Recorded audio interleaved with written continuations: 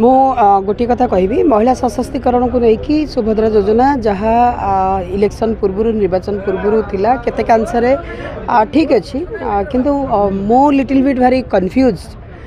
बहुजन व्यक्ति विशेष जो मैंने आमे माने अधिकार पाइछु आ आमे माने ट्रांस वुमेन निजर अस्तित्व पई लड़ाई करके आम मानकर अधिकार पाइछु आ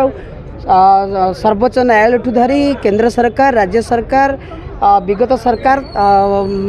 भारत वर्षर विभिन्न राज्य रे विभिन्न प्रकार सरकार मध्य मानी मते भारी दुख लगुच कि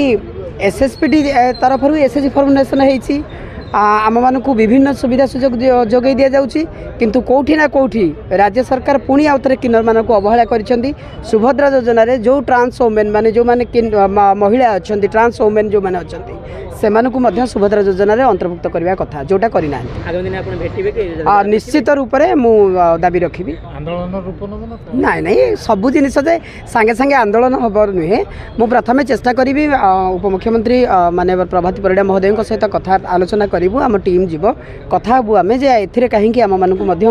आड करा जाय ना किंतु सुभद्रा योजना को नहीं महिला माने असंतुष्ट प्रकाश करिसेंते और बीजेडी भी प्रश्न उठाई कि जो भला प्रतिश्रुति देथिला निश्चित रूप से आमे माने तो शुणिलु कि 50,000 टंका मिलिबो बोली तापर पुणी कहले जो एसओपी जारी है से 10,000 जो थे कि गोटे माने राखी पूर्णिमा रे आ गोटे होची महिला दिवस रे मु किंतु गोटे कथा कहबी मु ट्रांस वुमेन मान कथा कहूँ जो माने घर परिवार दुनिया समाजर ताड़ना परिवार सबू छाड़ी कि नारीत्व को छाड़ी ना सुभद्रा योजना रे अंतर्भुक्त करने कथा